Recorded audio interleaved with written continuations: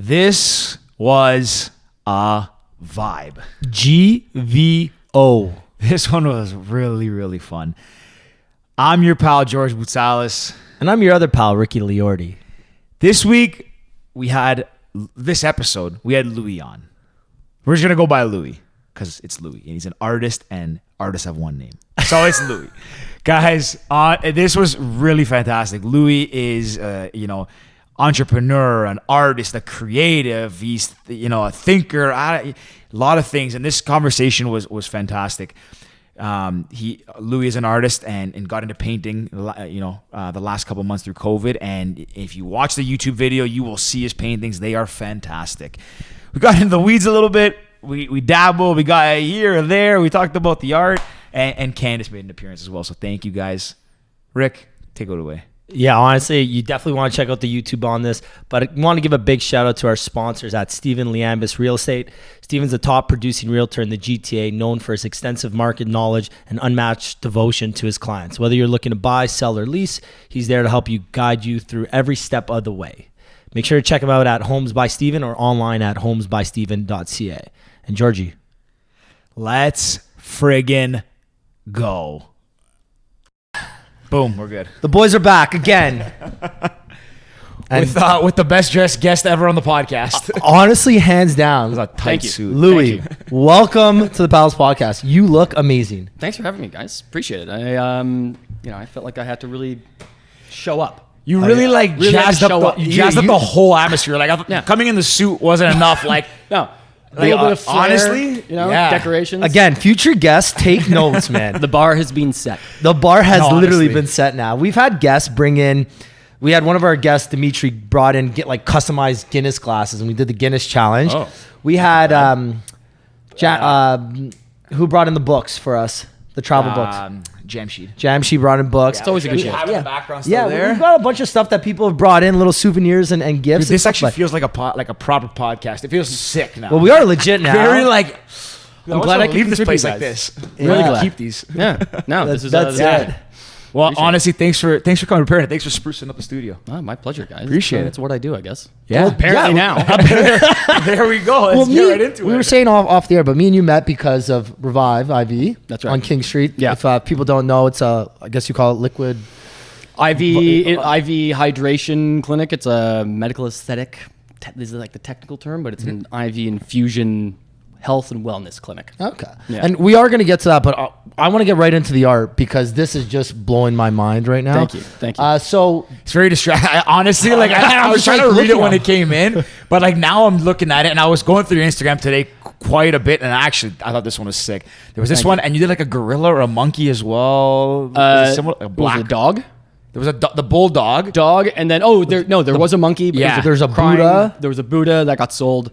I have another big Buddha that's got his arm stretched out that I have to actually finish today. And I love how he's still got the paint on his hands. Yeah, like constantly covered in paint. So he's legit. Well, look, tell us how you got into this. Have you always been an artistic person, or is this a COVID project? I guess a bit of both. When it comes to the painting specifically, I had been putting it off for 15 years. My dad's an artist. He was an entrepreneur. He was a restaurateur. He was a restaurant owner. He's French. He's just a very ridiculous human being. like through and through, round glasses, wears a beret, drinks wine, cigars. Just I feel like apples don't fall far from the tree. He's absolutely eccentric. Hilarious. Extremely. Okay. He's is gregarious the right word? Yeah. I don't even know what gregarious means. Full of life. For the record, too, we were going to be doing a lot of these motions because this is the second time we got a guest in the studio off camera here. So my partner Candace is here. Yeah. Big shout out. Yeah. Maybe we'll get her on the podcast later. You never know. Might do some fact checking. You never know what's going to happen. Exactly. You need a Jamie. Keeps the guest in order. Yeah, you need a Jamie off screen. Exactly. Yeah. Exactly. So you grew up in an artistic household, I guess, or an eccentric one? Yeah, absolutely. Even since I was a little kid, we'd go camping, and my dad would always bring his watercolor paint set. And so we'd go camping on the beach. I'm from Victoria. So we'd go up island, and he'd always be painting or doing something artistic in the sand he would make. I remember this one year he made this literally 3D sea dragon out of the wet sand with came out, and there was space underneath from where it was coming out. The guy is very artistic. But me, my brother, and my sister, none of us sort of pursued the artistic aspect in any shape or form. And Until now. until COVID, really. I constantly put it off, but I've always taken really like a lot of enjoyment in dressing creatively, and I think I had the opportunity to start getting into my creative side with Revive, like with the events and marketing strategies, but it was very business focused. And then COVID happened, and we moved into our now home together, and I was like, screw it, I have more than enough time. I have no more excuses. So I went to the dollar store and picked up like $1.50 tubes of paint and a $4 canvas. And I was literally just screwing around and painted something, posted it to Instagram, bought that night. I was like, well, okay. What was it? Really? Yeah. Like it was sort of like this abstract drip painting. And what's interesting is, so my brand name, Your Turn Don't Fall, is the very first thing I wrote on my very first painting. And thinking back, it was sort of just a phrase that it just sort of popped in my head. I'm like, oh, that'll look good. But now reflecting on where I was and what's happened since then, that definitely came from a weird sort of recessed spot in my subconscious about like, this is what you're going to do. Like, don't fuck it up, pretty much. Wow. Then I painted another one. I think it was like the next day, posted it to Instagram, bought by the next morning. Then again, a couple days later, bought by the next morning. So you're on a roll at this point. You're like, hey, I got something. I don't like, I'm like, no bullshit. I got onto a roll, and it's just kept going. Like I keep waiting for it to just come to a screeching halt, but it just keeps growing and growing. I'm doing a commission piece for the Berkshire Hathaway real estate head office here in Toronto. Yeah, it's been wild. I'm assuming Warren Buffett didn't call you and ask. No, I'm still waiting for that call. Yeah. It's coming. Jesus, yeah, that's crazy. Good for you. So it just snowballed, and it's been a confusing kind of wild. It's the first I should mention, it's the first time that I've picked up a paintbrush in my life. Like, granted, save grade 8 art class. Yeah. But that's it. I think this is first time for like enjoyment. Yes. I think no, that's a lie. Yeah, it was therapy. Really. Thank you, babe. I think I went to one paint night, to maybe 2 paint nights in my adult life, and they're terrible paintings. Awful. I don't even want to tell you stories about painting. Yeah, I've gone to 2 of them, both with my partner at the time, and we went. One was our very first legit date, and I just remember, like, I'm not a great painter, but I'm not bad. Yeah. She was not that talented, so I remember she's drawing her trees, because there was something about like trees, and my tree's looking pretty sick. And she go George. So I'm drawing my trees. And then I see hers, and I'm like, that's not a pine tree. What is that? So I ended up doing hers, and I'm like trying to low key flirt with her as I'm drawing my pine. Well, I guess the date went well, because we ended up dating for like 4 years. So I would say so. I would say the date was all right. So the bad tree didn't turn you off. No, the bad tree did not turn me off. So that's not a turn off for you. Here we go, another Pals podcast exclusive. Is this from a paint night? You see it? Okay. All right. So we're gonna do this. Okay. So if you watch this video on YouTube, you're gonna comment whose paintings are better. This is the clip we post on Instagram. No one's ever seen this before. This is my painting. Come on. There's some straight lines on it. Yeah, the lines are. There's some straight lines on it. Dense color. I don't even know. Look, this is like a round. Looks like lipstick or maybe a dick. I don't know. It could be one of those. Who was the date with again? I don't know, man. I can't talk about it. I've gone on paint night dates and they have not worked out. So I think we know why. It's not half bad. It's not half bad. Anyways, enough about my painting. Okay, so you started, I guess. I have so many questions. Well, I have like go, Georgie, go. So I don't even know where to Let's start before we get to these. Then. Yeah. Okay, so like you never picked up a brush. So you said, you know what, I'm going to start doing this. Yeah.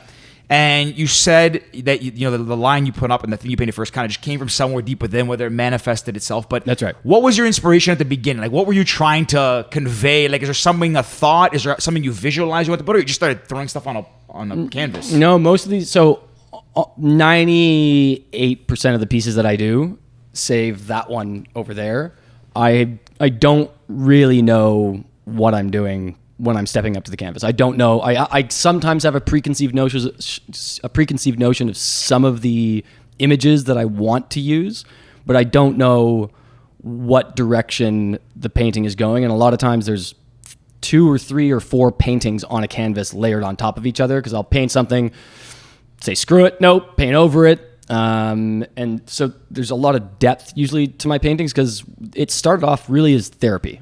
That's another thing I've been putting off for about 15 years is therapy. And this is cheaper than therapy. In fact, it pays me now. Way cheaper than therapy. Way better than therapy. Way cheaper than therapy. That's and for sure. If you look at some of my different pieces, you can see some of the moods associated. Case in point, the one behind me was... That one seems a little angry. Not even angry. Just there was a lot... Eclectic? I don't know what the word is. Do you know what this? You know what it was? Reminds me of, just because I watched Wedding Crashers.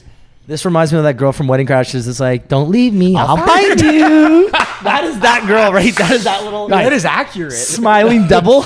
You know what's so? This canvas wasn't supposed to be this. This canvas was supposed to be one of my like Keith Haring line works, and also to anybody watching, very much like acutely aware that my styles have been like directly influenced by, Basquiat or Keith Haring. They're artists that I admire and look up to, and I love their work. And that's why I try to take some of their styles and use it as my own, because I love everything that they do pretty much. But so this canvas, I wanted to do a series of, I had these pastel colors, 3 pastels, and I was going to do a series of these, like that yellow and black one that I did. But this one sat staring at me for like a month, this canvas. And it was a baby blue canvas that I'd spray painted. And then you and I were just hanging out one night, and you're like, I think you were like, do you want to watch something on Netflix? I'm like, no, I need to deal with this canvas. And I threw it up, and I just blasted into this thing for an hour and a half. And this is what came out of it. You said something. Do you remember? Do you ever watch Entourage? It's like, I blasted her face like a Jackson Pollock. How does that even come into your head from that? Like, babe, I can't watch Netflix. I gotta blast this thing, And that's I guess we know where my head is right now. Look up Painting's Jackson got me Pollock. going. Yeah. So that was an hour and a half of work to put it together. Sometimes a painting will just like nonstop. It's this. As soon as I got into painting, it's the first time that I've genuinely understood flow state. Like really, I have ADD bad.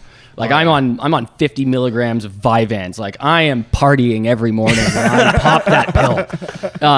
And two things in life that could really calm me down and narrow my focus. One is usually reading something very plain and boring about history and military history and politics. It's just like I'm a nerd when it comes to that.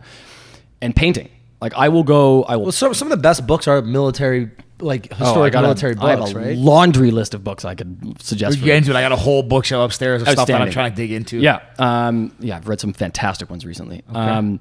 And painting is the other, where I put in headphones and because right now I don't have a studio yet, and so we have a fairly large. Yeah. Beginning of next year is when COVID ends is when I'd like to get one, but we have a fairly large house that we rent, but on the downstairs it's very long and open, and so I've taken over sort of the middle dining room area as my studio, and so I'll toss a canvas up and I'll put my headphones in, and then Candace, my partner, will be like, you sound so weird when you paint, right? Like you're breathing weird and you're tapping your foot, because I put in music, and sometimes I'll like mouth the words, but I'm kind of singing, but kind of not. So she hears just like coming from the room, like tapping my foot, and I'm usually sweating. Like I'll do sometimes like 2.5, 3 hours straight painting. No break. No, and I'm just look at crazy. Like somebody walk by, like, who's this nutcase? This guy's a serial killer. What music you got on? Everything. Like I go from House to jazz to classical to Whatever the mood Rage is. Against the Machine to Foo You're Fighters. the third to- person that's mentioned Rage Against the Machine in the last maybe month on this podcast. Really? I can't remember who else did, but like 2 or 3 people have mentioned it before. It's very crazy. applicable right now. Their energy is very applicable. Yeah. Like it's cathartic to listen to them right now. Yeah. And so I'll get into a weird habit, especially now, especially with painting, where I will, and you are now sick of my music because I'll get latched onto like 5 songs and just like chew through them on repeat. That's this guy. That's me. Okay, yeah. But Hot Stuff, Donna Summer Kygo. Oh, yeah. Something Special. Outstanding. Pop Smoke, The Woo, Pop Smoke, Purple Disco Machine? What's the Yeah, Purple Disco Machine. The Machine. song Purple Disco is Machine. Praise You Like a Shirt. Praise You Like a Shit. Those are my 4 songs. I might have one more. Yeah. It's just on repeat. Rick once ran a 10K for an hour. No, a half marathon. A half marathon. 21K. It's the same song on repeat. That's about 2 hours of running. On one That's actually song. about an hour 51 minutes. No big deal. what song? I Follow Rivers, Leaky Lee, the Magician remix. I love how Candace. I have no idea what that song is. Good song. Apparently It's very good. old. Oh, it's I got it in my head right now. It's going. When you get impressive. your next painting, Yeah. Okay. listen to that one. Think of me. Done. Would I? Like Yeah, it. it's very it's like It's chill, it's melodic, vibes. cool, It's yeah. good vibes. So I think it's probably any sort of like long distance running. I think it's like the mentality of the sort of mindset you get in is probably something similar. Like you just blinders are on. Oh yeah. And I have really bad ADD, and it's the only time where like she'll try to talk to me and I just don't respond. Yeah, yeah. Or I'm just like yeah, I'll deal with it later. Like I need to focus on, but it's because I think it started off as therapy.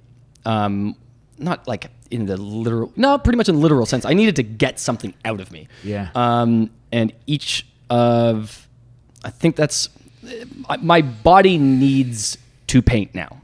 It's crazy. Like when I know that I'm about to paint, I just get like a kick of dopamine in my head. Like I'm like, yeah, I get to fucking paint right now. Amazing.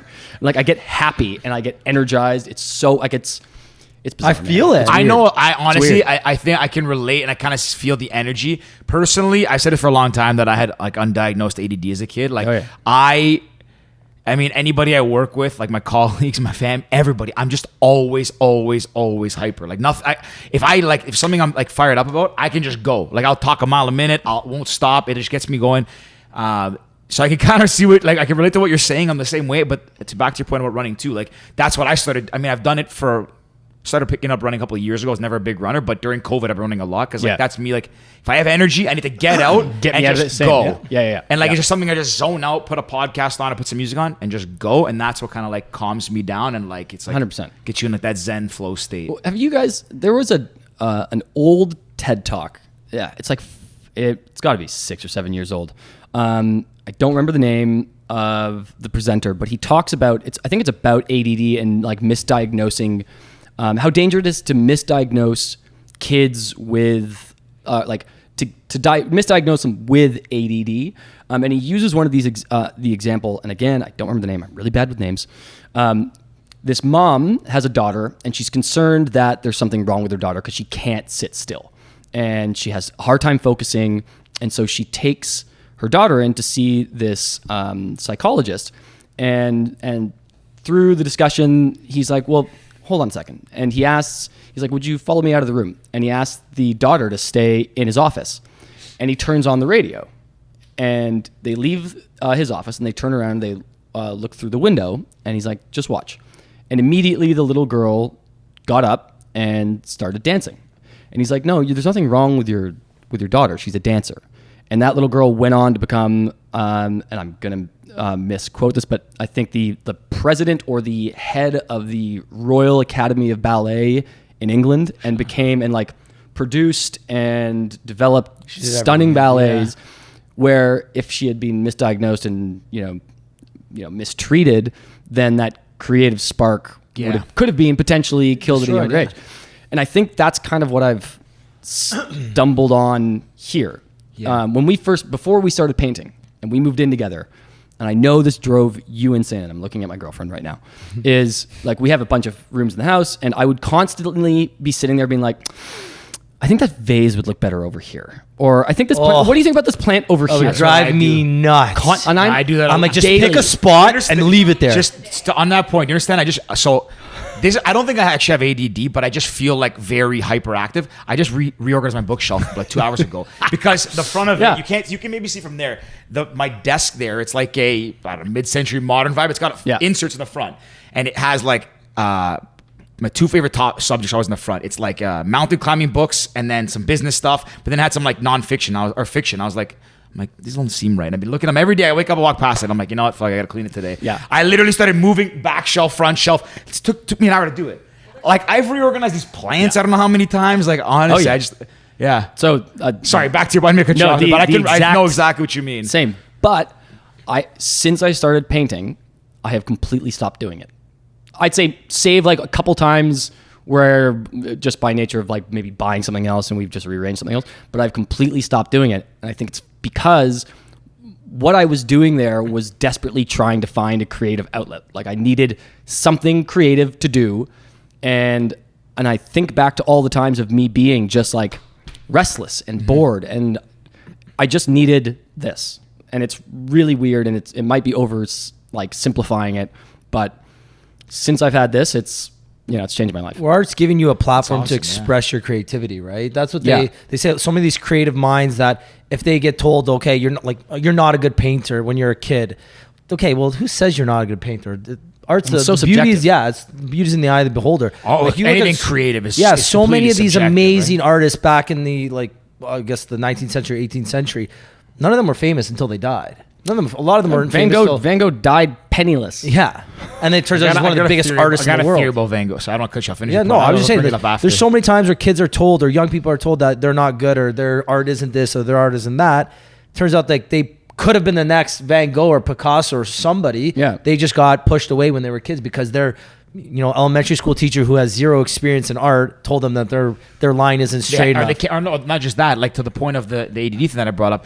So I mean, this is an assumption, but I'm guessing there's a lot of kids that just have so much energy when they're young that whether their parents don't want to put up with it or they can't, or they get frustrated with their teachers, and it's just your kid has ADD because he can't sit still or he's fidgety and taps a lot, and it's like, to your point, it's like I think everybody has that some kind of talent or something they want to do, and it just takes time for different people to find it at different ages. Some people know at a young age, I have this energy, I can run fast, I'm going to play soccer, become a soccer player. Other people, like with your dance example, it just comes out at different points in life, and I mean, like you're a grown man now, and you figure this out now, right? Like I never thought I was creative in my family. I started taking photos, traveling as a hobby, and I realized that brings me a lot of joy. You're and really it comes damn out good at it. Yeah, I appreciate it, but I didn't know that. I always thought I was like the least creative in my family, and they just picked up a camera one day, and I think it takes time to find that, and it's a shame because it seems like people just start to lose a little bit of patience. It's like, ADD or ADHD or they don't know, and it just takes time to find that. And you take a look at in which like the context in which kids are studied and analyzed in a classroom setting. And so there's a book that I'm reading right now that either of you should read. It's The People's History of the United States. Wild, like absolutely groundbreaking, especially with the social movements going on right now. It's just a clean, honest look at what the hell happened pretty much with the founding and development and expansion of the United States. And it starts from Christopher Columbus through to colonial times, and I mean right through to present day. But it talks about the education system as we know it was developed during sort of the birth of the Industrial Revolution. And in the United States, what's fascinating is so the classroom was essentially developed to teach kids how to be good workers in a factory, and the power structure within a classroom is actually built like an old time factory. You have like the foreman, who's the authority figure, who wasn't scared to sort of implement rules and regulations, and kids sat quiet and stoic, and that's it. Then you have, say, the Ivy League universities, so high schools were developed to create factory workers. Universities, and you look at Stanford, you look at Yale, they were all founded by incredibly wealthy industrialists in the United States. And the universities were created to create the management and sort of C-suite executive class, which are the buffer between called the landowners, and we're getting into sort of like, communism and things like that here, but essentially yeah. the landowners and, and the workers. And at no point in any of that education system are you taught not necessarily how to rebel, but like the values of the political system, like how to like monitor power, how to rise up should tyranny, exist. And so if you take a kid who's got all of this creativity and all of this energy, and you're plugging them into a system that is just essentially meant at its birth. I know education has come a long way since then, but at its core, it's very much still the same. It's a system of memorization and repetition. Yeah. That's it. There's no real, unless you're going to a fantastic school, there's no real liberal arts aspect to it to explore your creativity. And so, like, no shit, you're going to have these kids being misdiagnosed with ADD or these problems. No kid just wants to sit and just memorize and then regurgitate. Go get your hands dirty. I mean, I feel like in Europe they're starting to get, especially in Germany, there's like forest schools where I think it's kindergarten or something like that, they'll actually hold class out in the forest. And part of the class is you're going out and you're getting your hands dirty and you're learning about nature and you're becoming far more in tune with your environment and understanding your place in it than just sitting and memorizing multiplication tables. That's really interesting. Because as you're saying that, you can visualize it, and to that point, right? If you're a creative person with a lot of energy, like, I mean, both of us are pretty high energy, and I can think it's the same with you. But I was never a good student. Like, I got through school, went to university, but I never enjoyed it. I never got satisfaction out of it. Like, me neither. I wanted to go into business. I mean, I work in my family business, but I always thought, okay, do good at math, go into accounting and finance or economics, and then go on. And I got into it, and I was like, I hate this. I can't memorize these numbers. I can't keep up. I'm like reading numbers, and I'm bored. Yeah. I want to learn about history. I want to learn about geography. I want to learn about things how the world works, social sciences. And to your point, like you see that it's about memorizing, and like, I was thinking about this the other day, in that, it's like always they use that example in math and sciences, show your work. The real world, I don't show my work. I got a calculator, especially now more than ever. I understand the premise of it. It's Absolutely. not, not cheating your work backwards, but it's not conducive to being creative. And now more than ever with the advancement of social media and like, short form video, YouTube, whatever it is, like and I could be misspeaking or making misassumptions, but it doesn't seem there's a form that lets people say, okay, like this is what they should do, and put that energy towards that. You're learning about accounting and economics and long division, which I don't think I've ever used long division in my life. Ever. Never. I think I tried to do it. I don't even know how to draw that thing anymore. I tried to learn it recently. So I took after I left managing Revive, and my application is still pending. So I'm going into the reserves with the Canadian Airborne Infantry. And this was right before COVID this is happened. now? Yeah, this was back in September. I took the entry exam, passed, and like the physical exam, and then COVID hit, and I was supposed to be going into basic training sometime at the end of this summer, like around now, but it's all being put on hold because of testing, and they're unable to. Anyways, part of the entrance exam it's essentially like word association, and then there's a math aspect to it, but you're not allowed a calculator in it, and so I had to go back and start like trying to learn long division again and like multiplication. I was like, I'm a moron. Like this is like, I ran a business. Like, this is shocking. How bad I am. Excel at can this. do everything now. It's like, even Yes. I remember in grade 8 or 9, I can't remember what year it was, I scored 99 on my math exam. I was the highest mark in the grade. I went to St. Mike's School in Toronto. What? Yeah. There's no way that's true. Someone You can fact check that. ask anybody from St. Mike's. I beat Peter Gerbach, and he was the smartest dude ever. Goddamn Hey, you hear that, Gerbach. Peter? Peter Son of a Gerbach, bitch. Ricky on the pod. he went to he ended up going to Harvard actually from high school. You're saying Well done, what's, Peter. what's that thing where it's like if A is B and B is C, like what's Basically, that? I went to Harvard. Yeah, so you could have gone to Harvard basically. So no, this was grade 8 or 9. Everyone couldn't believe it. I was like, sick. They're like, oh, Peter got 90. I was like, F that kid. I got 99. And I made a dumb mistake. But regardless, I was really good at math as a kid. Yeah. And then they started bringing in cosine, sine, and whatever. Tan. Once they brought in the graphs. What is tan? Still don't know. Yeah. Once they brought in the graphs, what I looked sin at my is. teacher. I'm like, when am I ever going to use it? Like multiplication, I understand. If I don't have a calculator and I need to know what tax costs, okay, I understand that. But why am I ever going to learn how to calculate a graph? Absolutely. Like, in what world? Well, look, and I still don't know what world I'm going to have to calculate a graph. So I just lost complete interest. I went from 99 to like 67 or something. Like, That seems more right. terrible. I as soon as I lose interest in something, I just can't figure it out. As soon as I think, when am I ever going to use this? Like I was in the MIT program at Western, Media Information Technoculture, and our dude was Karl Marx. And I've said this on the podcast numerous times. I still don't know who the dude is because it didn't relate to me. You should read about him. Well, now I should. Now more than ever. I've actually started learning more about what it is now. I've read a lot of like stuff back now in the 30s lately. Yeah, people reference Marxism a lot, so I should probably get into Communist it. Manifesto, man. Yeah, that was our Bible, and I don't even think I owned it. I actually just read. I don't know a lot about it. Is it a big book, a little book? I got no idea. Is it even a book? Well, just like that category. Is it a big book, little book? There's like, no, that's it. Is it a hard copy, paper copy? I actually have a bunch of big books I want to read. Like, I have like Carnegie's book, Are there and pictures? Titan, and like all these ones that I want to read. Nice, yep. But like, I look at them and I was like, okay, let me read this lighter one first, and then I'll eventually get there. And then I just How read big is that. the font? Is the font this big? This big? I don't know. Like, On that point of like Marxism and like learning more about like whatever fascism back in the day, communism, all these things. I actually just read a few Bertrand Russell books recently. What did you write again? He was horrible with an names. English essayist, and his book, it's a bunch of like essays he wrote, and one of his books is based on his essay in praise of idleness, and it talks about. I don't know all of it, understand all of it, but it explains the difference between socialism, fascism, communism, like democracy, and why things are different in the way they are. And it talks about one of his essays is like why it explains kind of like how, and I could be saying this incorrectly, but like the praise of idleness essay, which is the main premise. Talks about, if the world wasn't, I guess everyone was the capitalist economy kind of grew and flourished, and if everyone kind of worked for their function, like if people worked 4 hours a day, let's say, and earned equal wages, and everyone lived like happily and didn't have to try to chase more, that everybody could like survive and eat and have jobs in it. It's a pretty interesting premise. It also talks about teaching. It also says that, which is interesting because someone said this to me yesterday.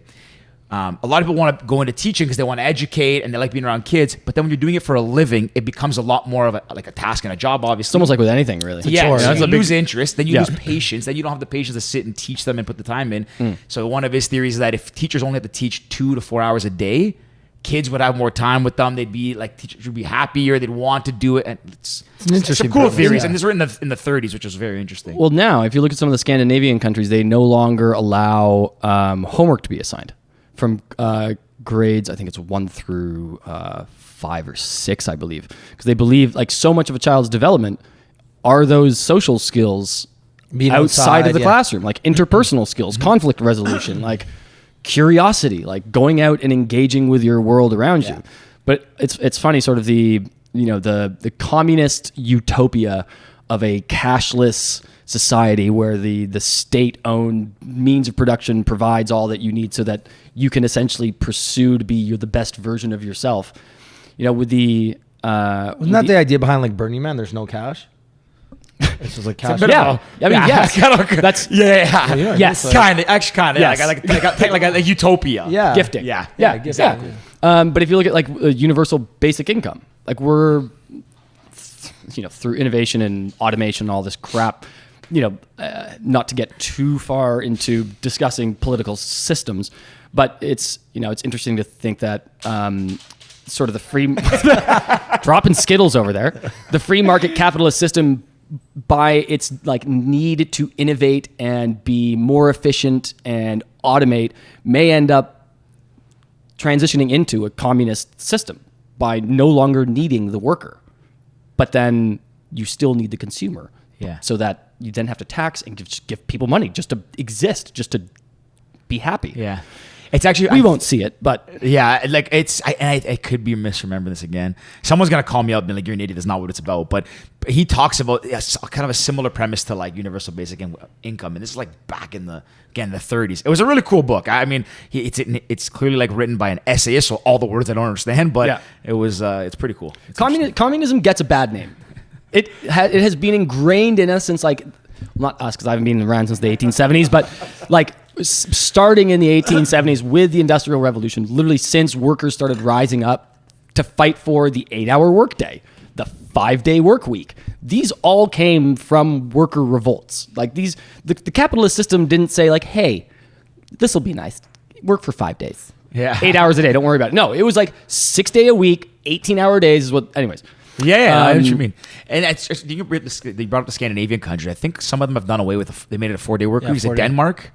Denmark or or Sweden Finland or or something. They went down to a 4-day work week. I believe it's Denmark. But anyways, I thought that was interesting. I mean, there's so many books now written on like 4-hour work weeks and 5-hour work days and all this stuff, right? And I honestly think that, I think the world would be a happier place if a lot of people, and it's easy to say it from when you have a job and people and there's a lot of people without them now, but if everyone had a good work-life balance, it's not just about grind and make more and climb the corporate ladder, all that stuff. But let's be honest. If you're working in an actual office setting, you aren't doing more than 4 days a week work anyways. Like, how much time do we piss away in the office just doing nothing? The first hour of the week, first 2 hours on Monday is kind of a waste. And the last 2 hours on Friday are right. I have a so theory. you're basically half a day gone right there. Exactly. I honestly have a theory. Maybe not every position, maybe not professionals and lawyers and doctors, but for most office workers, if the CEOs or the VPs of these companies said, you know what, I'll give you a choice. You can have an 8-hour work day and you can work the way you're working now and get paid the same thing. Or you can work, we're going to cut your salary by, let's say, 10%, but you're going to work 4 hours, but you got to get the same amount of work done. I bet you everyone works way harder, 4 hours, they're out of the office and they enjoy life. Yeah. Well, I think that's why. Honestly, I really believe it. And maybe not even take a pay cut. If you told people to work just listen, a lot of times, there's no way every single person works 8 hours, stop every day. It's not. Apparently, studies show it's like the average person works 3.5 hours, 4 hours out of their full 7 to 8 hour workday. I mean, there's obviously people who grind it out, but on average, because I would say on average, most people aren't. Their current career isn't what they, their main passion and desire, and they are throwing themselves into it. So, and it happens in spurts too. It's like you might have a project, so you're working 40 hours or 60-hour days for 1 week, but then it's cyclical. I'm making 60-hour weeks. Sorry, did I say days? Anyways. Kind of going down but rabbit holes. I've always thought too, if you're doing something you enjoy, and the idea is that you find a job that you love, so you'll never have to work a day in your life, yada yada. I get that and I respect it. At the same time, I think there's more to working a job that is something you love, because if they align with your long-term goals, I think it makes more sense. Like for me personally, I love sports and marketing. That was my passion. I went to school for it. I went to university, college. I had, internships, whatever you call those, apprenticeships, whatever they're called nowadays. And I left marketing to go work for my family business because it aligned more with my short-term and my long-term goals. I wanted 3 weeks vacation instead of 2 weeks. I wanted to work at a job where I know I could have more responsibility. I can make those changes if I need to make changes. And I wanted to work at a place where I had long-term stability. And in marketing, you might not have that. So, and I wanted to make good money too, straight up. I'll be honest about that.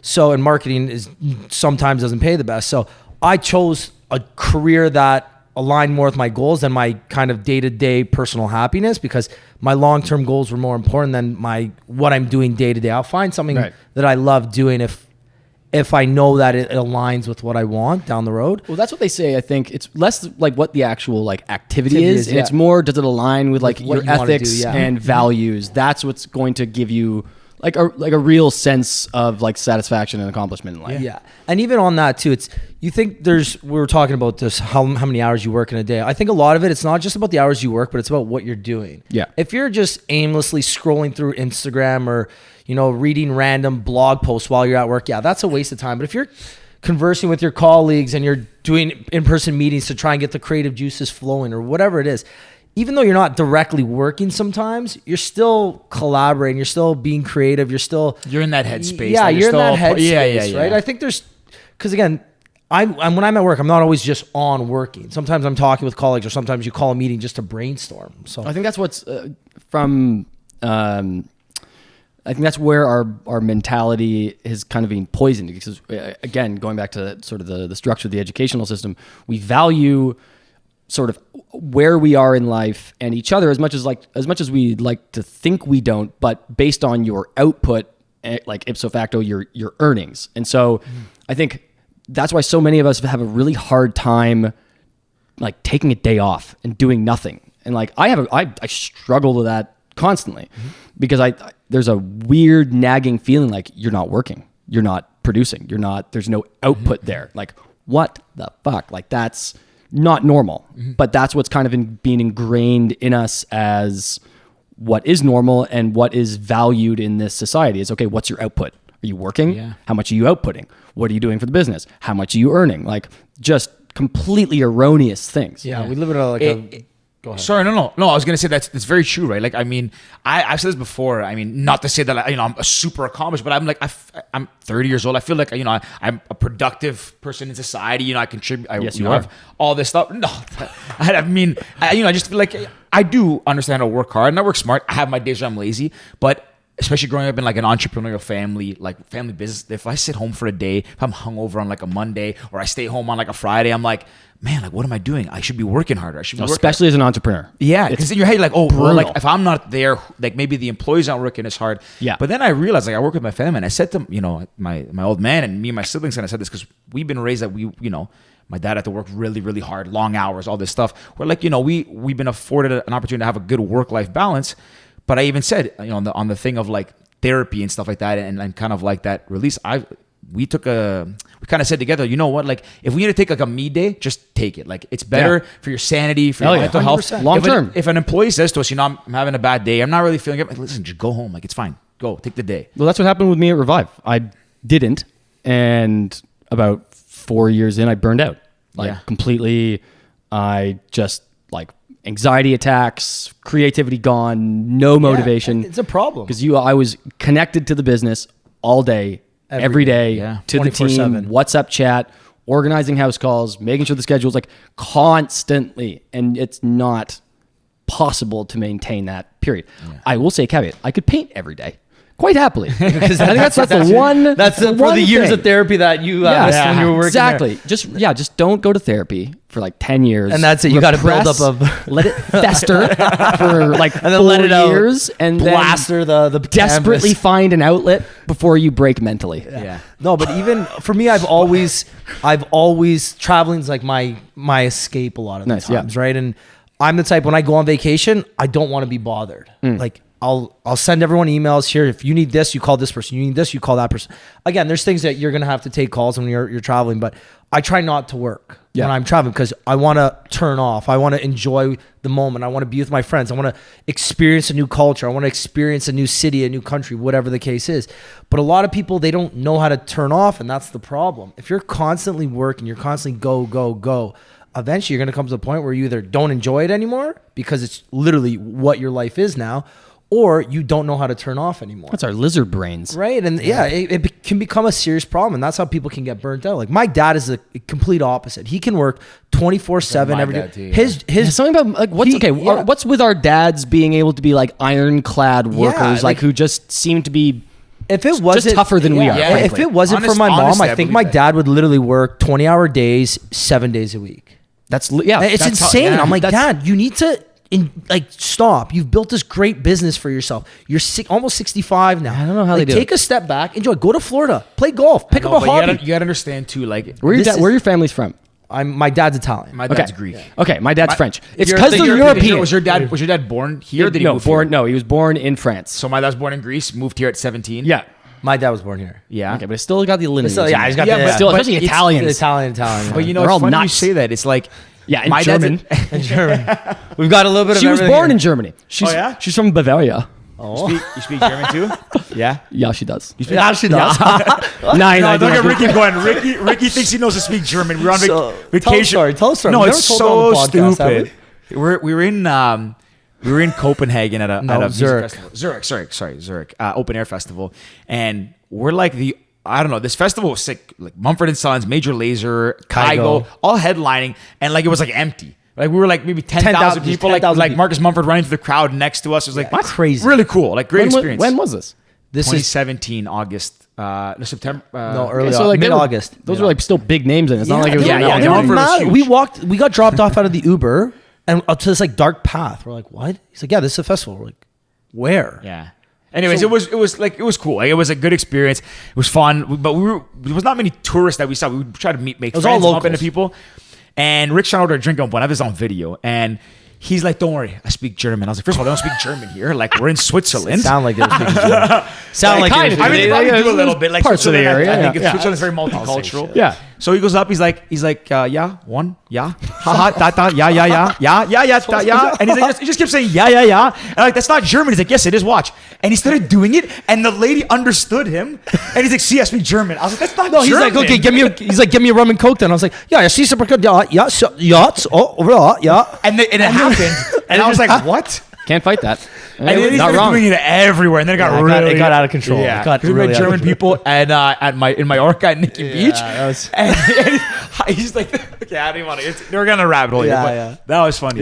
Bring it back. Back to the point about why they can't stop working is that you got to remember too. Like we are. I mean, I can speak for myself. I feel like I'm in a very fortunate position, and I was given opportunities in my life as a result of how hard my parents worked. But my dad came here at 17 by himself. Like worked in a restaurant, so going to college, dropped out of college, ended up buying the restaurant, sold that, worked in the cleaning business as a salesman, barely spoke English, worked his way up, bought his way into the company, and like that's what he did. And like back, you came as an immigrant, you're supporting not like your family, sending money back home, and you work. And I look at it because like my dad, if he goes, he's so ingrained in the work, like it's like a fourth child. I have 2 siblings, and. But that's what he knew. He was still always there for us. He would drive us to school in the morning, but then go to work. And he would come back late. So my mom would like take us in the evenings. But it's like part of his DNA, being an entrepreneur. I had the exact same lifestyle. Yeah, being a businessman, it was part of his thing. So even now, me, my sister, and brother more or less run the day-to-day of the company. And we even tell him, like during COVID, we were essential service, but my dad's 65 now. We're like, listen, don't come to the office. Like, there's people, stay away. Relax. He couldn't. He was coming I was like, dude, like not that we don't need you, but like we have Zoom, we can call you. Come in once a week, we'll have a board meeting, whatever. Every single day, still every day. And he's learned to release a bit. Yeah, there's something but he about kept him. saying it was really hard to do because, I mean, I don't know if it's the same with you, but like, they just have this thing that they don't want. I think it's that mentality of like, if you sit still, you're going to die. Well, they were still like, how old's your dad? 67. Oh, okay, yeah. My 67. dad's 76. So like, and what about your dad? 64. Okay, so they're all within sort of that ballpark of when they were born. That was what, the 40, like mid 40s to mid 50s. And so Europe was in rebuild still from World War II, right? And so their parents lived through the war. And so there was the mentality of like hard work and scarcity, and you just like nose to the sort of grindstone, and you just did what needed to get done. Mm-hmm. But I'd be remiss if I did not tell the story of how my dad came to Canada. Let's hear it. I love stories. So I have a very convoluted story when it comes to my dad's side of the family that I'm not going to try to get fully into the weeds here. Long story short, my grandfather, who I later in life learned that he was my getting into the weeds. My grandfather. Really interesting guy. He was president of one of the major French banks. I think it was Credit General, I think. Anyways, He was an officer in the French military during the Blitzkrieg, was taken prisoner during the Germans' like initial invasion, POW camp for 5 years, taught himself English by reading Shakespeare in the POW camp. Anyway, so the man was a tall, imposing figure. I was petrified of him when I was a kid. Slick back, white hair, tall dude, booming voice. Like you just didn't screw around him. Like when they used to travel, everyone would call him Monsieur Président. Anytime they would go to like a different country, like they knew my grandfather. Anyways, my dad was... Yeah, it was heavy duty. Yeah, but my dad was a little shit. So he got... I completely forgot about this until we had a Skype call the other day. He had sent me a box of like all my old school stuff. And my father apparently he was kicked out of like 2 schools. And actually one school was like, we don't want him back. Like, please don't send him back. Anyway, so my grandfather thought it was a really good idea that my father should learn English. So he sent him to London to go learn English. My grandfather also had a habit of driving cars really fast. And I think he had, I believe, a collection of Porsches, or just a sequence of Porsches throughout his life that he consistently crashed. To that point, there's a blonde spot on the top of my head. I don't know if you can see it. Oh yeah. Okay, so when I was in my mother's womb, he crashed the car with my mother in the car, and they like really bad crash on the highway, and they think I bumped my head. Probably explains a lot of what's happened now. Anyway, so a lot of that built up. It's just a butterfly effect. So my dad's in London learning English. He was bartending. He's like, I'm like, well, were you learning English? He says, no. He's like, I was there to pick up women. So my grandfather gets in a horrible crash, and the hospital calls him and they're like, Dominique, I think you need to come. Like, we're not sure about your dad. Flies back to France, arrives at the hospital, and goes into the hospital room, and my grandfather's awake, and so they get to chatting. He's like, so and this is all in French. He's like, so how's everything going in London? And he's like, good. And immediately switches to English and starts talking to my father in English. My dad just blanks because he hasn't been learning a word of English. And so my grandfather's pissed. He's like, all right, that's it. We're sending you to Canada. He's like, look for a job. He's like, you're going and you're learning English. And he's like, you're going. So my dad, and this is why he should have learned English. So he goes in, he's looking through the newspaper. I can't remember even how he found it, but in Victoria, there is a private members club called the Union Club. And back then it was a gentleman's club. And in my father's poor English, he thought that translated into strip club. And there was a bartending position open. And so him at like 18, he's like, oh, amazing. There's a bartending position at a strip club in Victoria, in Canada, done. So applies, gets the job, flies out, and to his horrible shock, it's not a gentleman's club. It's quite in the light of being a strip club. It's literally an all men's private club, and now he is 3,000 miles from home and stuck in Victoria with only dudes. Yeah, only dudes as clients, and he's got to learn English. Anyways, he ended up staying in Victoria his whole life. That's where I was born and raised. Worked his way up through the restaurant business, make connections. Anyways, just an absurd. That's so funny. Yeah, not so much like the came over and hard. No, he came over because he thought there was a bartending job at a strip club available. Heck yeah. And but I mean, I'm sure as a result, let me ask, was it as a result of that you think that just being around people like that, he can network and then learn, like, my dad drove him, it changed him like that. I mean, it could have been that, or maybe he went into a strip club and just like bartends. I think even if he ended up at a strip club, my dad would have still gone down the path. My dad is just this gregarious, vivacious, sort of larger than life individual. And through the food and beverage industry in Victoria, he became a super respected guy in the community. It was a running joke in our family. We can't travel with my father anywhere. I'm talking about in Europe. People will walk up to him and be like, Dominique, it's been years. My father will be like, oh, hello, how are you? And they'll walk away. He's like, I have no idea who that person was. That's so funny. But same thing happened. I go with my dad, and we're from a small town in Greece, but anywhere in the region or even in Toronto, the Greek community is pretty large. But we'll go out and we'll bump into somebody, he'll know them, or I'll bump into someone that is Greek, and he'll be like, oh, who's your father? And he knows them, and he's like, you know who that is? I was like, no fucking clue, Dad. Every Greek in the world. Every country I've been in, we go to some Greek restaurant somewhere in Australia. We had family, we met them. Yeah. Somehow he met a cousin of his, and this same thing. Who's your father? Very George? I know George. My dad's a small guy. My dad's tiny. My dad's like 5'8". Yeah. But pretty day. Scary, similar. I guess how your grandfather's very intimidating guy. People are like, your dad's so nice. I'm like, you haven't seen him mad. He's scariest 5'8" guy you'll ever meet in your life. But same kind of thing, larger than life. everyone knows him. He's done a lot. And the thing. So very similar. I think they just have they have a greater sense of not greater sense. I think they connected with their community better than our generation. Yeah. I think with them it was to socialize. It wasn't on phones or Instagram. You went out and you had drinks and you networked just by, and not even in the term of networking. You just went out and had fun and met people who are now my dad's lifelong friends. There was his business partners. He had a restaurant for 19 years, fancy restaurant. Arnold Schwarzenegger dined there, and Tom. It's really one of my funny favorite story. actors of all time, Arnold Schwarzenegger. He didn't let my mom come to the restaurant that night. Literally, he was back then. He was a stud. Yeah, he was back in the Terminator days, jacked. Tom Jones partied there till 10 a.m. with him. There's just some absurd stories, but it's just one. I just want to add one thing to that point, and that's what circles back to my thing is that why they're so. Even your dad too is so ingrained in it because back then it's community. Yeah, but it's also the business is you're here. My dad was here. He had some family here, but you see your family on the weekends. When you're at work, your work also becomes almost like your family. Absolutely, it's your business. So you're an entrepreneur. So people want to connect with you more. You're not just a corporation. So it's almost like your work becomes your friends and your family and all that stuff. Yeah, and I think that's why my dad's in construction. My dad and my uncle started a company 40 years ago. It's very rare for Italians. Yeah, very. No, you see, my dad was put on this earth. My dad was put on this earth to move dirt. That's it. Do you know like Sidney Crosby was put on this earth to play hockey? Yeah. My dad was put on this earth to do construction. That's That awesome. is He's damn good at that it. is Build his civilization. thing. Shout out to That is- Frank. Shout out Shout out to Frank. Christos. Yeah, shout out Chris. So what I was saying is, back in the 70s and 80s, everybody was so in touch with their community and their neighborhood, and so many people, you'd be like, okay, so my dad was in excavation, so basically anything from the ground down. But his neighbor sold wood. And then his neighbor down the street, he ended up selling equipment. Yeah. And that guy over there ended up becoming a builder.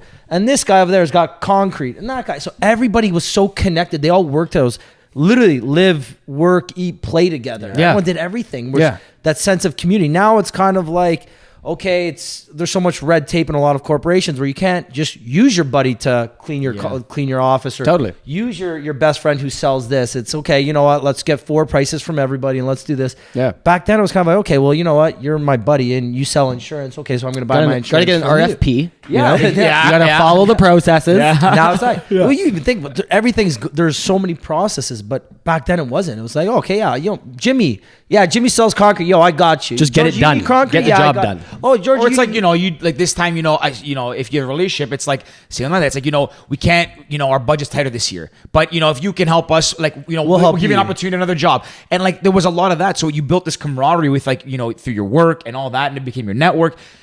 And I forget how we got to this point, but it was like, I think that's why, like, they're always working. They can't retire. Like, it just never, like, even though during COVID, like, my dad, he started to slow, like, he was letting go a little more. He's a pretty big golfer, but even that, he can't do it enough. He needs to be in the office working.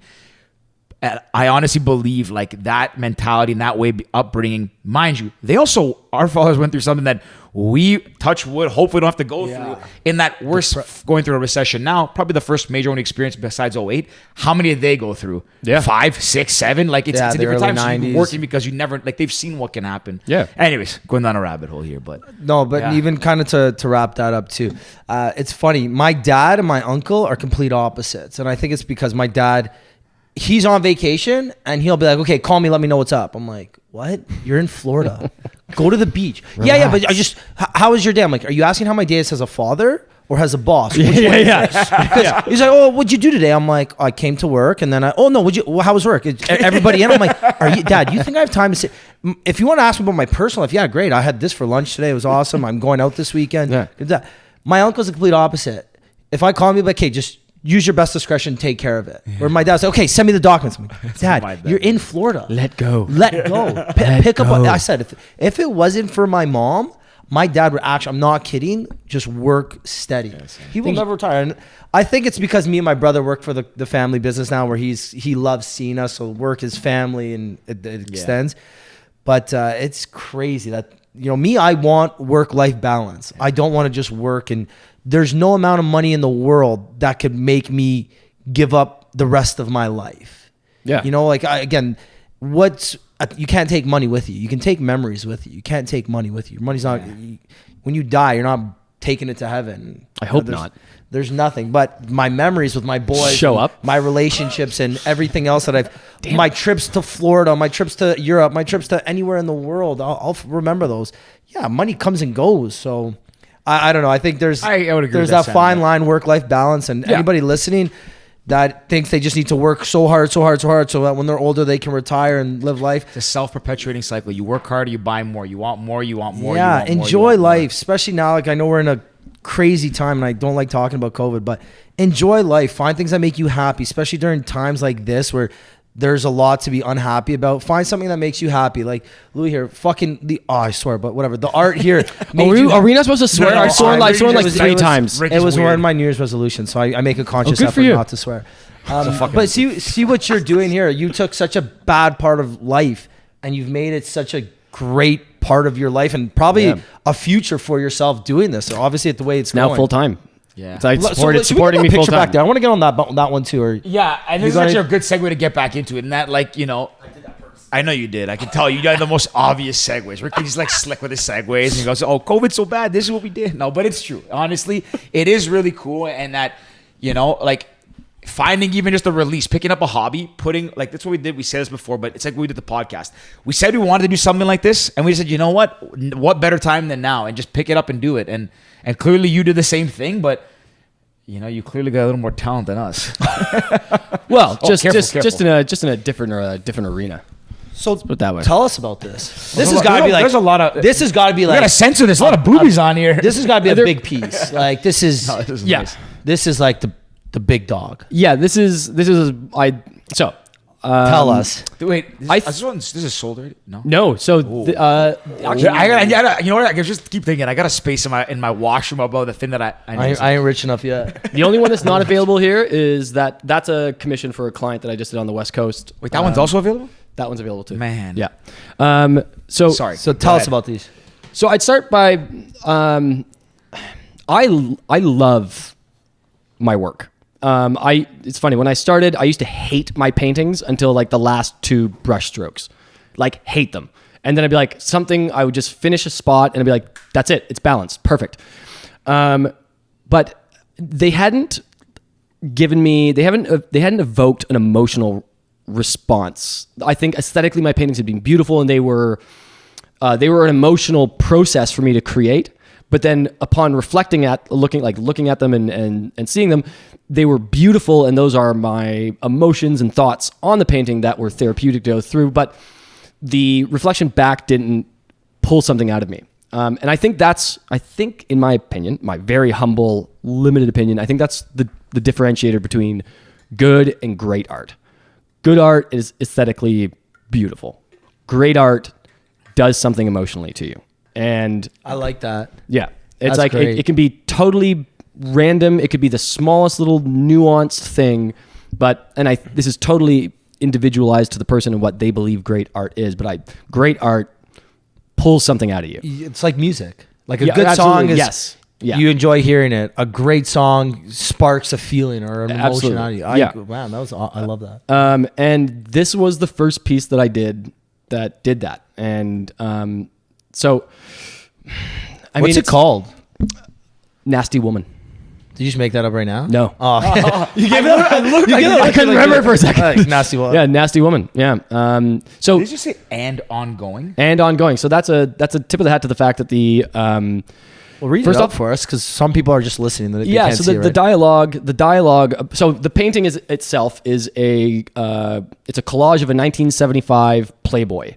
That is the backdrop on a very large pink canvas, a 30 by 40 canvas. And so I've taken cutouts in certain pages from the Playboy and used it as backdrop. And then with graffiti marker, and lipstick, I've drawn over aspects of it. You can kind of see it under the is. Jesus. And some other spots on it, but so I've then graffitied over the collage, and then in big drip graffiti marker, I've written "Consent is an enthusiastic yes, motherfucker," with a addendum on the bottom that says "and ongoing." And because this is really a dialogue, this is really sort of a part of the dialogue about what consent is and what consent used to be understood as and what consent is now understood to be. And so consent used to be just, consent is a yes, but now consent is, and we can really get into the weeds with this, but consent is an enthusiastic yes and an ongoing enthusiastic yes.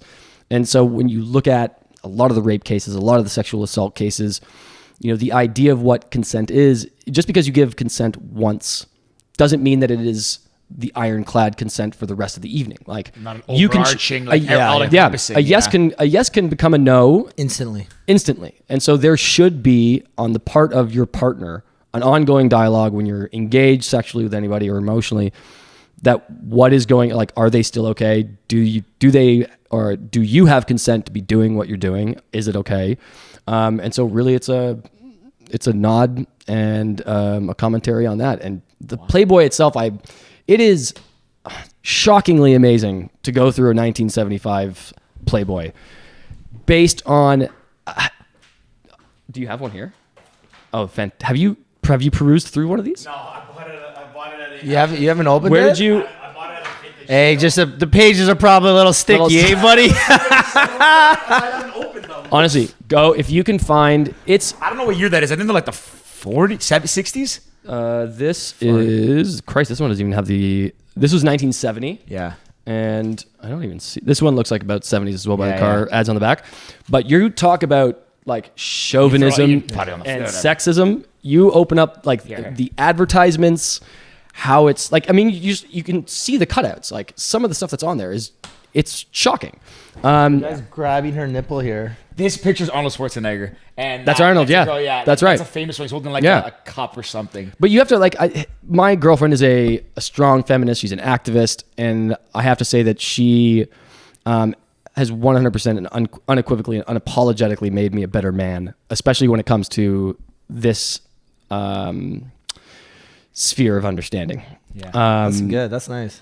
And it's true. That's a great compliment. Women are still fighting. I did a post on this. Actually, the post on my Instagram about this painting kind of says it. Like the discussion and the fight for women's equal rights, especially sexual rights over their bodies and over the rights of their own bodies, as well as the protection of their own bodies in terms of safety in society, is long from over. Like you, as a man, we never are told to, carry keys in our fist on the walk home. There wasn't, remember the roving band of men that were assaulting women on Queen West? Yeah. Does that ever happen? Do we ever hear about roaming bands of women assaulting men? Men would be running out into the streets hoping to be caught by them.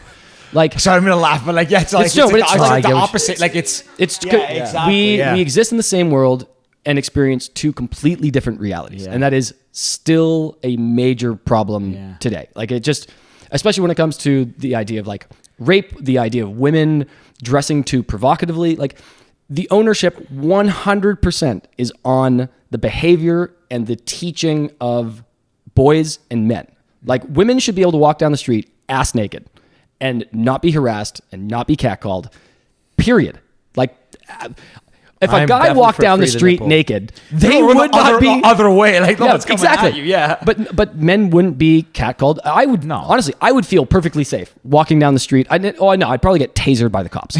But in terms of society and like how I feel safe with how society responds to me, until that level of safety is provided to women, the discussion still needs to be happening. And this is my contribution. So the inspiration comes from, I guess, your conversations with her? Yeah, very much. Like she is a woman that does not take shit. She takes, because of the nature of what she does, she has her YouTube channel, Edgy Veg. Go check her out. She's incredible. And she's give her a better shout out than that. You rushed the shout out. I didn't even hear what. Gosh, Edgy Veg. This is about me tonight. I live in this woman's shadow constantly based on her success. So I'm just going to have this. Edgy Veg, at Edgy Veg, YouTube, Big shout Instagram. out. Wonderful Big Candace shout out. Hutchings. She's a vegan chef and activist and just an all-around magnificent woman. Better? Feels. You're welcome. I spiked it, George. What the hell was the question? So Yes, absolutely. She has taught me just through. No, you haven't even taught me. That's the wrong word. Taught implies an imposition Inspired. of thought. You have inspired me. You have enlightened me to everything. I wish I could kind of boil it down to, but the ongoing dialogue when it comes to women's rights. Period. That was good. And It's a really cool piece that like clearly reflects it and like it comes out and it's really I'm doing so. This is thank you first. yeah off. like it. So yeah, I don't know what the word I'm looking for. Like it just like it's. When I finished this, so I was looking at it and it was the collage, and so she walks past me doing art all the time and she'll be like, I really like that. But as soon as I wrote the letters on it, and I think you were sitting on the couch. I'm talking to my girlfriend now. I think you were sitting on the couch in the living room and I brought it over. And that's the first time I've ever seen you're like, yes, holy shit, fuck yes. Like you cried. Yeah, when she saw it. Like that's the best possible compliment to a piece of work that I've done. And so I'm doing a series on them. So I'm doing one on women's rights. I'm going to take on the Catholic Church with my next one. And then the military industrial complex with my third one. And so it's going to be after this podcast. This one's sick. Thanks, man. Yeah. And they're all sick, but like I just like Is it rude to ask how much they cost? Is that a No. rude? Oh, So this one's 2,000. This one, oh God, I don't remember how much this one is. I think We'll post it on Instagram. I think I had it. I think it's around 1,000. I love these though. These are awesome. The reason for the higher price point on the collages is it takes an ungodly amount of time to do the cutting and the pasting, and that's again with my ADD is not something that I'm very good at when it comes to like delicate, slow things like that. And so this did take a hell of a lot It longer looks to do. awesome too. I am in love with it. I will be sad to see it go whenever it goes. But yeah. Where's your signature? I don't see. So I actually signed the back of my paintings, and I don't think I've actually signed that one. Damn it. Oh, it's pre-signed. It's pre-signed. It has not been signed yet, but I don't. For most of my works, 99%, I don't sign the front. I sign the back. I don't know why. That's just sort of how I started, and for some reason now, because I don't sign my name, I sign my brand. Like Your Turn, Don't Fall. It's YTDF. So the pieces I do sign is just on the front will be small letters at the bottom, YTDF. Yeah. Your Turn, Don't Fall. Make sure I'm saying that multiple times right. So yeah. Usually the back, and I give a letter of authenticity with a wax seal and the name, size, Whole client. shebang. Yeah, I do the How do whole you thing. mail them? How do I mail them? Just through Canada Post in horribly wrapped boxes most of the time. And it's oddly not that expensive to ship even a 30 by 40 painting across North. I just sent one to San Francisco to a client in that size, and it was $60. Oh, that's It's not great. not too bad. Yeah. Not too bad. You know, fun fact. I just read this morning in a like a newsletter subscription, the daily email I get, like kind of recapping the day's news, previous day's news. Playboy is going public, but they actually they either just did or this month are releasing their last print edition ever. Yeah, I think I heard that as well. Either or maybe it happened earlier this year, but I just read it recently. I didn't even. First of all, I don't know the last time I've seen a Playboy on a shelf anywhere, like or anything. But I don't. yeah. Think, do they still Last do, week. Did they still do nudity? I actually only bought No, those they don't. because They they're don't. footage. I've They never- don't do I've nudity. Never even opened those. That's right. No full frontal nudity. They stopped doing that. Oh yeah, Yeah. No vajayjays. really? Yep. Like, did they Yeah. used to do them back in the day? Yeah. Well, I just feel would like you every like to see? Playboy We have looks one. like Latin those are lovers. probably like if you open those, probably like it's No, it's a veritable flower garden. yeah. It's on the cover. It's on the cover of it. Yeah. It's on the. It's actually on the painting. I Yeah. know it's mostly. I didn't put just straight up. I think there's no. I can't remember if I put on a straight up vagina on the painting. I think if I did, I drew over just so there's like some. No, there's a lot of. you covered them up. Yeah. Yeah, there's some. I shouldn't have. These are, honestly, it's really hard to look like stop. For the Catholic Church one, I will not be covering it up. You're going all in. Oh, and I apologize, Greek. Oh no, you'd be Orthodox. I'm with yeah. It's I have to give credit to she's very much my muse in a lot of my pieces of work, and she's my sounding board in a lot of ideas. She's incredibly creative. She is. I would not be at this point with my paintings if it was not for her. Wow. But the Catholic Church one, the saying that I will be putting on it was her idea, but I will save that for when it is complete. Save it for when you release it. Yes. I am going to make a lot of enemies. It's okay. Everyone's entitled to their own opinion, though. But again, it's a comment. It is a fair comment. Okay. Fair. I'm actually really excited to see this. Yeah. we'll have a Yeah, poll you have when it comes man. out. It's very cool. It's very hard to stop look at this. I'm like when I got this place, like when I was deciding what to put up, like you made a joke earlier. We don't make enough money to buy art. Like that's one of the things that I realized. Like I Not saw yet. so many pieces that I would. Not be yet, in, like, we will. I would be in a gallery and I'd be like, oh, this is really cool. Do you know And what I was I'd look and thinking? I'm like, When you holy get a- shit, this is expensive. Well, dude, and And that's like, but sorry, Go no, ahead. go ahead. No. No, I Please. was gonna say, but that's why I kind of put the picture up because, mind you, I took them, so it's just at the frame cost. But I said over time, I want to like slowly replace them because I do find art very cool. And we said at the beginning, like art is very subjective, but like there is paintings you see that you just stand in front of it and you're like, wow, like this hits in a different Something. way. Yeah. And you might look at it and be like, oh, this is shit. Yeah. But then you stand there and you're like, it feels cool and it elicits a feeling and an emotion and That's a beautiful thing about art. yeah, it's really, really cool. Yeah. And honestly, you seem to do a very good job conveying that. I don't know why. Just like, I'm just trying to read all the words and it just seems like they seem busy, but they don't seem busy. Thank you. I don't know. I try as much as I can. I don't stop on a canvas until I look at it and it feels balanced. Yeah. Like I'm just looking, it says like run and you fool, but then behind that it says like, it says so much. There's a lot of layers on this one. I'm not just saying because you're here and they're here. I actually think I this is appreciate really it. cool. I don't want to limit myself to like one style of art. Like I'm doing a like the pineapple. Like These are cool, yeah. so these are just like So was this gold, like yeah? You want to explain? So it's a gold pineapple for people listening. With I bought it from a home decor store. It had like 4 variations. There's a lot of spray paint on that bad boy. Okay. But I wanted to step into pop art. And that's pretty much sort of, playing off of high name brands, subtle jabs at them, with sort of like simple, clean designs. And so that's at home right now. I'm doing a pop-up on Saturday at the Stacked Market. So right now at home, I'm What time? 12 to 7 p.m. Stacked Market down on Bathurst. But I'm going in with the objects, the Buddha that We I should did. release this then. Yeah. I mean, if you have time, don't What feel rushed. Yeah, no.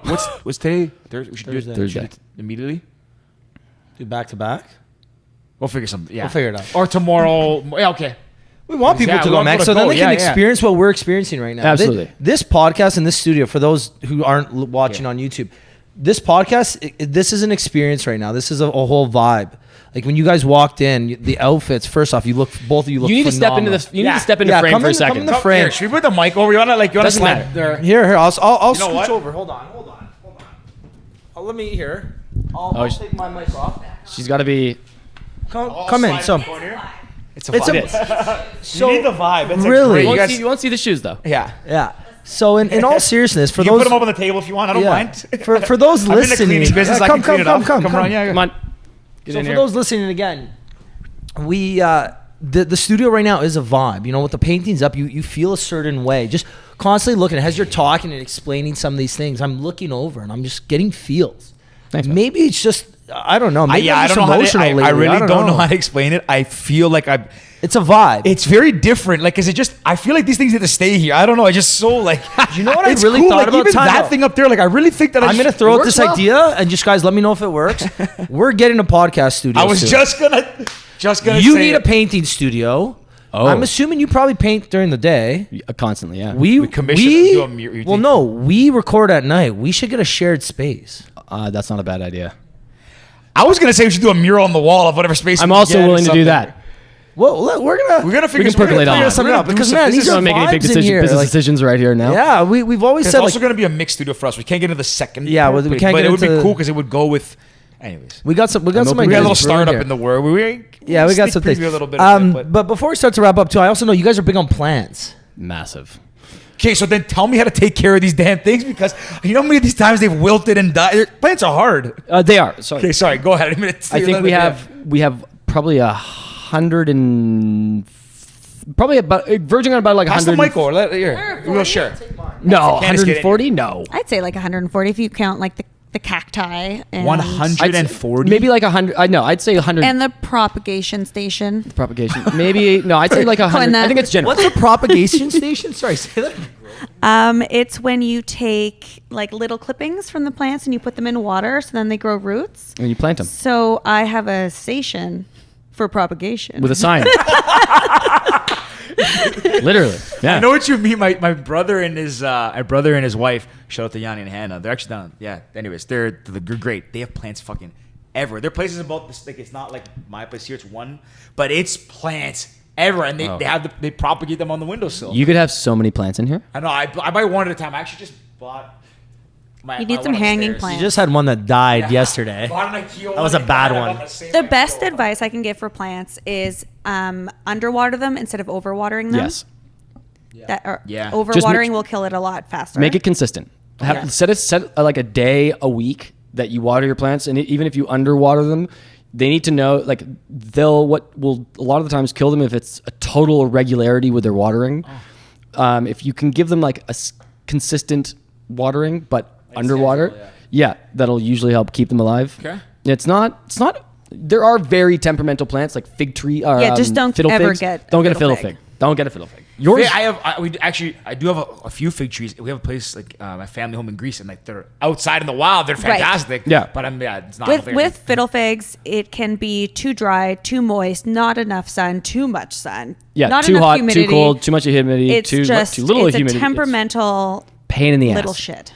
So Do yeah, you guys, I was gonna ask, do you guys? So is it? People tell me this. They always bring the ones like this is more tropical. Some of them, they bring them into the shower, like turn the steam on, and like are not. No, we do. We're not that nuts. Okay. No, we.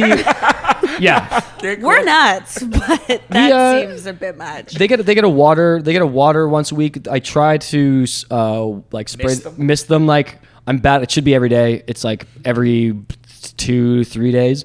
But yeah, we have about 110 plants, and we have like full on in our kitchen. There's one.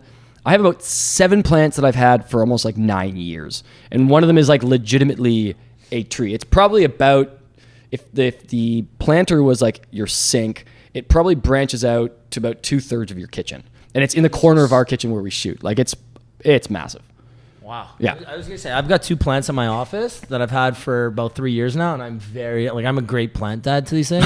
One's a little money tree. I've repotted them. Oh, money trees are great. Yeah. Money trees are the best because they're hard to kill. They are. Like I don't water them. There's like I'll go a week without watering. They're great little troopers. You killed one and then planted it in our garden, and then it came. Oh back. yeah, no. My money tree completely died. I mean, it was And then you decrepit. repotted it? No. I took it and I was like, in our backyard, I was like, let me see what happens. And so I took it out of the pot, the planter, and like The roots are dead. Nothing. And planted it in our soil, like next to our raspberries, under a tree, being like, let's just see what happens over the summer. Exploded in the last 2 months. Can I just point out, planted it in the soil next to our raspberries is not a common thing to hear from people that live in Toronto. No, we're blessed with a backyard. Yeah, Very you guys blessed. must have a vibe at home. Like, Oh, my it's a God. vibe. You should see. It's I got to show you listen. before we leave. I always make the joke that it's the house that ADHD built because we're both diagnosed ADHD and we're both artists. So it's like I have my it's history like room. an artist threw up in our house. Yeah, I have. Every so I collect, room is a different theme. Yes. hey, So heck yeah, I love it. she's like 70s is the front room. Then we have we call it the Grand Salon, which is on the second floor, and it's like my gentleman's room. And so I collect I collect historical military memorabilia, and so Purple Hearts and shit. yeah, so I have my great grandfather's medal who fought at the Battle of Verdun, and his dog tags, and he has a crazy story. I have a big British flag from the Royal Ensign from a British warship in the 1930s. I have my grandfather's medal, I have my grandfather's dog tag from the Nazi POW camp that they give the prisoners to like be able to register when they die and stuff. I have cigarette pack inserts from the Third Reich that are like these propaganda cards that are wild. I have a piece of Lord Admiral Nelson. Famous British. So Trafalgar Square in London is named after the big, the final, the Battle of Trafalgar, which was the last massive battle between the old wooden, tall battleships. And so I have a piece of his ship, the HMS Victory. I have This. See, I was right. Your house is a and vibe. then in that room is a sprinkling of pink stuff. yeah, That's it. You had, No, to we got- you had to put your touch on it. I love it. we have a Like a Vogue poster. I gotta. But it's Just so a people vintage. know I It's a also vintage live Vogue there. poster, though. In our defense, I'm just gonna. I gotta find the video of our fancy room to show you. So it's And the then our Grand Salon, bedroom, aka fancy I'll describe our bedroom. It's like a tree house. So it's what was once the attic, and it's completely open air, kind of like this. And we have just these rafters. So we have hanging plants that dangle down into the bed. And then like those like little fairy lights along the top. And then it's just huge tree plant, huge Yeah, it's tree. just a- and it's like a little vibe. tree house. It's a massive Yeah. atrium. You guys, literally tomorrow, I'm gonna go to the plant store and buy more plants because now I'm just picturing this and I'm like, yeah, I got so much potential in here now. I'm gonna go buy a big tree for here. I got something out there. Oh man, I'm fired up now. They are If honestly. you can't buy, if you don't sweaty, have a, Rick. if you don't have a lot of money. That's disgusting, dude. Okay, well, let's put this back on here. Like, what is wrong with you, dude? The great thing about I'm plants nervous. It's gross. is that if you don't have a lot of money to decorate your place, Yeah. just do it with plants. It's a cheaper way to decorate. propagate the shit out of them. Yeah. Honestly, Propagation I gotta get better at station. watering these things. I actually have an app to tell me when to water them. I actually think no, I don't. Really? They're good now, but the little pomegranate tree's coming back. I was gone for like a week and a half. Oh, and that's it's a little baby pomegranate tree. I think that's what it's called. He's doing good. Got that one is needy as heck. The philo on the left, whatever it's called, the phyto something. That thing, if you don't water it every 7 days on the dot, it wilts. Yeah, that too. There's some. We It's like have a they got couple like that are children like here that I super take care of. temperamental. They can't even like tell me stories or anything. Just gotta like just sit here and stare at them, hope they don't die. God damn it! You know what? Oh, I'll man. wait till the Okay. we're done here and then show you. It's It's the greatest goddamn room. I'm not joking. Like, picture like this vibe, but it's like you walked into like the British Bombay Company like secretary's office from like 1830. It kind of feels like if you were to open the door, cigar smoke should billow out. Yes. It That's so doesn't, sick. but it Yes. should. Yeah. Yes. That's honestly my vibe. Like, I love it. Fucking love it. Yeah. It fires me up. This whole thing is my vibe. Man, I just want to. This is honestly a vibe. This is- Well, yeah, I'm just gonna say. No, stay. This is usually the part where we start to wrap up. Yeah. Kind of, yeah. But yeah, this again. This is a part of. we typically go. That's the thing is like, you know, our episodes are kind of around 60-ish minutes. Sometimes they push it a little Yeah. longer. But this one we were talking so much, I was like, I just want to ask it's more a vibe, questions. yeah. Like, fuck. Well, we'll start to wrap. This is the point where We got to do just this start again at some point. Bring more art. Like, honestly, Yeah. Absolutely. Dude, absolutely. Because I feel like you have a lot more stories too that we haven't heard yet. And so does she. Likewise. Like, Yeah. she is. Okay, next time we do it, it's like we'll do a joint. We'll just tell stories and talk about art and plants. That's fun. Maybe we'll bring in plants. Bring plants as well, and we'll do like a show. Maybe and we'll do it tell at plants. yours. We'll Yeah. do it at your guys' place. Oh, that's not a bad idea. Yo, they We absolutely could. Yeah, we can set this up anywhere. Whip you up some like good vegan food because she's a like vegan chef. Okay. Love What's this. your go-to vegan dish? See, I'm just a burgers girl. I just Okay. love burgers. But if I'm cooking for someone else, definitely a vegan lasagna that I have perfected. Oh No. Yeah. I And will- it's I hate talking bechamel about food. it's it's not that like get mozzarella and just put that in. Oh, so it's got it's like it has a creamy it's taste. creamy. From my French restaurateur, very aggressive meat eating father, who we fed the lasagna to the second night that my Candace met him. He's like, and I quote, Wow, second night. he's like, if you put this in front of me and didn't tell me it was vegan, I would not know. Wow. She That's is high praise. It is From a restaurant. that tour, goddamn yeah, good. That's Yeah. big. James. Yeah, That's high yeah. praise. That's a feather in the. That was a nice compliment, I will For sure. say. Yeah. I was very nervous. Okay. Terrified.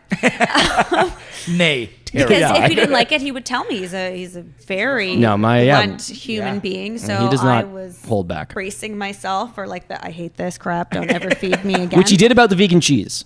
Yes. It's like Yeah. this is not cheese. Oh, No. and you're and someone is bullshit. French. Yeah, that's Yeah. very. Yeah. No, you're Yeah. going I after knew the that national was going to identity be at a that major point. point. Yeah. Okay, fair. Yeah. Guys, yeah, this has been a blast. Yeah. Thank you. I'm Yes. gonna see. Here's the thing too. Like, I don't. Between these two, I'm like, one of these, I gotta buy one of these. But then I also feel like I've looked at your Instagram too, and I was like, now I don't know because there's so many. So I gotta have to like really take some time and Yeah, well, look, I do. look at these because I do have one wall that I literally have only one wall left, and it's my washroom. And it's been blank for so long, and I'm like, I need something here. Most of my work is commissioned. Yeah. Like really, like I'll do. Just by the nature of how much this is snowballed, I haven't really had a lot of time up until this week to create like an inventory of art. I've had I had 5 pieces that I haven't sold. But because I just have commission after commission, so I just don't have time to make crap that I can actually sell outside of commission. So Yeah. if anybody ever wants a commission, let me know. Well, we're gonna jump to the plug soon, but we've got 2 questions. Multiple plugs. Yeah. We've got 2 questions that we always ask all of our guests, and I'm so excited to hear your guys' answers. Because Candace, we're gonna ask you as well. If there was a movie about your lives, who would you want to star as you? So either one can go Anybody, first. any era, Yeah. any doesn't have to be male, female. It could be anything. Get creative. It could be someone I don't even know for sure. Like some. I know exactly who you're going to say. Oh. Who? Tell you tell me. answers first. I'm not gonna say it. I make it. God, I made I no. have- Actually, you know what? No, there's 2 people that you're gonna say. Okay. Oh my God, I'm blanking on her name. She was murdered. What? Was she? Yeah. I can't even think of her name now. so Black I'm gonna Dahlia? just Pick someone else. I don't know what her name is actually, but you know, Clueless, the girl that plays Amber. It's the red Wait. hair. Okay. Let's pick her. Clueless. Wait. Clueless. She was murdered. No, not her. We're in a different. Got it. Yeah, I was wondering. I changed my answer. Okay, I was like, Got yeah, it. I think Okay. she's alive. That's really tough. That's oddly tough. It's really hard. With that people. I would. Oh God, this is. I'm not gonna have a good answer here. No, I can see. Um. No. Hold on. Can I percolate on this for a second? Sure. Yeah. What's the second question for her? Okay. Is it my questions or going to jump ahead? Okay. If you could give one piece of advice to your younger self, what would it be? Don't care so much. Like, other people's opinions really don't matter. I tried for most of my teens and early 20s to be what I thought everyone else wanted and didn't really get anywhere. And then I just was myself. And now I have a YouTube channel and a business. Yeah. That's amazing advice because can definitely relate to that. Yeah. You can't get a block with the noise. Do what makes you happy. Yeah. Be yourself. Don't worry about other people's opinions. Yeah. Say it all the time. Because at the end of the day, too, like one thing a lot of people don't realize, I guess, is that when you're trying to be someone people want you to be, you have to maintain this facade that's very hard. And it's at a certain point, you'll crack and it'll seem inauthentic. So when you're yourself, you don't want people who, if they don't like you, sick. You shouldn't hang out with people who don't like you. And the ones who do will gravitate more to you. Exactly. And be more, If you don't like me, get the fuck out. Yeah. That's great advice. I love that advice. We got to come back here. Okay, I finally hit us. Rowan Atkinson. Mr. Bean. Bean, yeah. Oh my Mr. God. Bean. You know that is sorry. I know that sounds bizarre, but if you lived in our household, you would have realized this is very applicable. Yes, it would. I have watched, so I grew up watching Same. those. My grandfather used to have them. He didn't speak much English, Yeah. but he lived by Mr. Bean. Mr. Bean Transcended language. That yellow cassette where he does. Oh man, I watched all of them. All amazing. of them. Yeah. When he It's drives like- in London around the circle, trying to like brush his teeth and like he's using the window. Oh yeah. Little the Christmas thing. special. Oh yeah. He puts Christmas- a turkey on his head. Absolutely. But can I Chops them. add like a footnote to that? It would be like Rowan Atkinson in like Tom Hardy's body. Oh wow, thank you. Oh, Babe. Wow. I was gonna say Matthew McConaughey. I was sort of going into that Yeah. group's realm I feel like a little that. bit. Yeah, would be Ryan Reynolds. Oh, Gosling. Ryan Gosling. Yeah. Oh, God, he's he's, sick. Yeah, that's a good- absolutely. What am I talking Yeah, about? Ryan. Yeah, Ryan yeah, Gosling. yeah, That's yeah. the one. Ryan, No, honestly, yeah. call me. You can Dude, share he's- closets. Oh God, he's just such a babe and just dresses so damn well. Yeah. Every You know what time movie we I found? watch a movie with him in it, Stupid Love. Honestly, one of that's my his favorite movie. Outstanding movie. He, That's he why I did this. Okay, like, rules. listen, this is one of the reasons why when I was doing this place, I was Oh, like, would Ryan God. Gosling live in a house like this? That's what I'm putting up. We watched that movie and the swooning that happens. Like, I'm like, do you want some alone time? Dude, he's so cool in that He's movie. so mysterious and charming. Yeah. Hey, what about when he walks and say, "Oh, you're that guy"? Walks over, takes off his ring, punches him. Yeah. Oh, my God. David Lindhagen? David Lindhagen. Takes his watch off and just smokes Come on. him. It's knight in Guys, I'm watching that shining. movie tonight. Knight in shining armor. I mean, how? See, I knew this was a vibe, man. Come on. I'm Yeah. doing this again. Okay, quickly, before we do wrap up, That is great. If people want to find out more about you and you individually Yeah. or together, where can they go? Here's your chance to plug everything. You can check me out on Instagram. My art Instagram is Your Turn Don't Fall. All one word. Same on Facebook. Website's coming soon. yourturndon'tfall.com. Don't go there yet. It's going up next week. And then my personal is my last name, Chapheau. Try to guess how to spell that. How did you say it? Is it Chapheau or Chapheau. Chef? That's what I was going to say. It's because everyone misses the second H Oh, there's another after the A- P. Did you spell it properly? Guaranteed you didn't. Everybody misses the second H. Oh no, because Chap. Oh yeah, because Not the like, hat. Like ho if it was an X, like. But there's, you know what I mean? You Yeah. know, that- Listen. Yeah. Everybody. Like faux. Yeah. Nearly 100% of people in my life since I was a kid have missed that H. The second H. Just nobody sees it. Period. Don't worry about it. It's okay.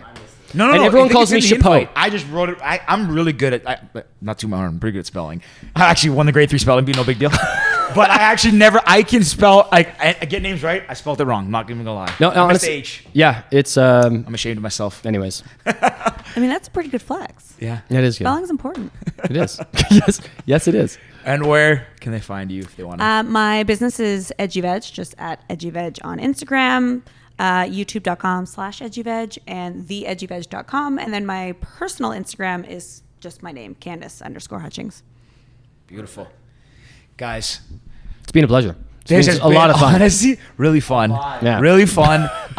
You know, as things, I mean, you just kind of started this too. So this is really cool that we're kind Yeah. of, you know, seeing stuff at the beginning. I mean, it's been a few months, obviously, but that's pretty, I guess, early on for an artist's career. So, you know, as things evolve, you know, if there's any way we can help share things, get things out, let us know. We're happy to. Cool. Thanks for including me. I appreciate it. Of course. Yeah. If you made it this far, don't forget to subscribe. Hit us with a comment, like, follow them. You know, all the fun stuff. And if you like these paintings, hit the DMs. They might be gone by the time. Who Honestly, knows? they might be. Possibly. Might be sitting hanging up in the back of the studio at some point. We'll make you something real nice. That's it. That's All it. right, guys. All right, signing off, pals. Cheers. Peace. Bye.